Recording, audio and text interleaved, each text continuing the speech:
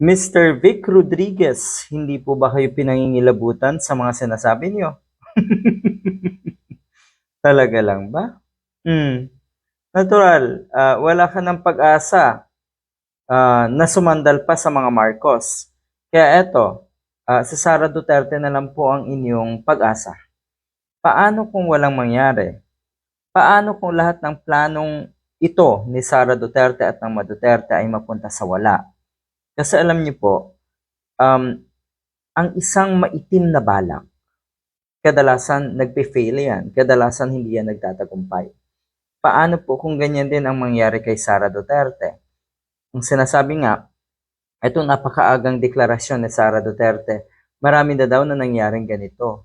At kadalasan, kung ganito kaaga ang deklarasyon, ay nabibigo, hindi nagtatagumpay. Ang sinasabi niya, kailangan daw natin siyang tulungan. Sapat naman siguro kayong mga diehard para tulungan siya. Pero sa tingin ko, yung sinasabi niyo na sambayan ng Pilipino, hindi naman kayo yun eh. Tapos sasabihin mo ngayon na siya ang ina ng Republika o ng sambayan ng Pilipino? Ina siya ng Republika ng Pilipinas? Ilaw siya ng tahanan? Pangilabutan po kayo. Pangilabutan po kayo.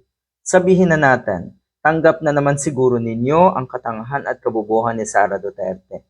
Alam mo yan, Vic Rodriguez, dahil kahit papano, may dunong ka.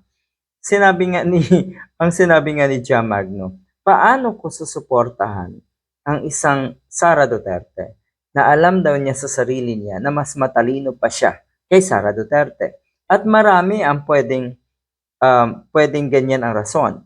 Abay kahit siguro tayo, paano ko susuportahan ng isang Sara Duterte kung nakikita ko na napakarami niyang kapalpakan, yung pag-iisip niya. Luka-luka, sabi nga ng ilan, sabi ni Ramon Tulfo. Tapos ngayon sasabihin mo, siya ang ina ng Republika? So hindi niyo naalala, hindi niyo na matandaan kung paano siya magmura sa national o sa social media, hindi niyo po siya hindi mo matandaan kung paano siya magbanta. Ano ito? Tapos gusto niyo protektahan yung mga ganitong klaseng tao? Protektahan yung isang kurakot? Harassment ba talaga ito para sa inyo? Legal intimidation? Bakit? Ba't kayo iharas? Kakaiba rin, natatakot na nga daw yung mga kalaban ni Sara Duterte. Bakit uli? Hindi ba't kayo ang napakaraming kalaban? Kasi madalas ko itong sabihin, pag na dikit ka sa mga Duterte, ganyan na ang maging sistema ng kaisipan nyo. Nag-crave kayo ng gulo, nag-crave kayo ng away, tapos kayo yung may ganang sabihin na maglalagay sa ayos o ilalagay sa ayos ang ating bansa ng isang katulad ni Sara Duterte, ang lala. 6 years si Digong. Sa halip na mailagay sa ayos, yung lahat na itinuwid ni Pangulong Pinoy, anong ginawa ni Digong? Binaluktot uli lahat. Ngayon, abala ang nasa Malacanang para ibalik sa ayos at ituwid lahat ng yon.